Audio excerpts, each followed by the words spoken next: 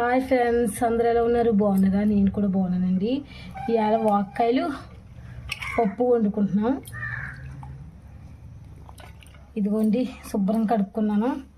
ఇలా కట్ చేసుకోవాలి. ఇందులో పప్పు ఉంటుంది.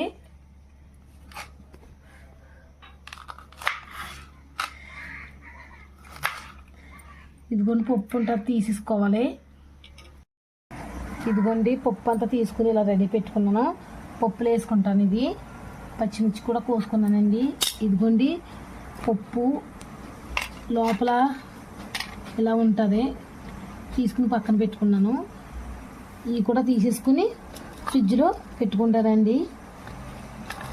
ఎప్పుడైనా వెంటనే వండుకోవాలంటే ఈజీగా ఉంటుంది. ఇదిగో తుడుచుకుని పెట్టుకున్నాను. ఇవి అయితే ఫస్ట్ పప్పులు వేసేసుకుంటున్నాను.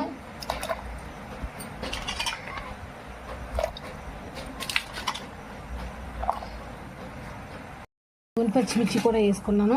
ఉల్లిపాయ అయితే నేను తాలింపులు వేసుకుంటానండి. మూత పెట్టుకుని స్టవ్ మీద పెట్టేసుకుందాం. ఉడికిపోయిందండి. ఇదిగోండి, కొల్లుప్పు వేసుకుంటున్నాను.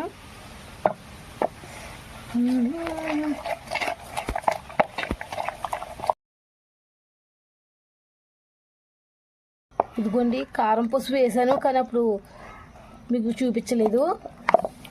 ఇదిగోండి, టైట్గా ఉంటే కాస్త నీళ్ళు వేసి మరగబెట్టుకోవాలి. అప్పుడు తాలింపు పెట్టుకోవాలండి.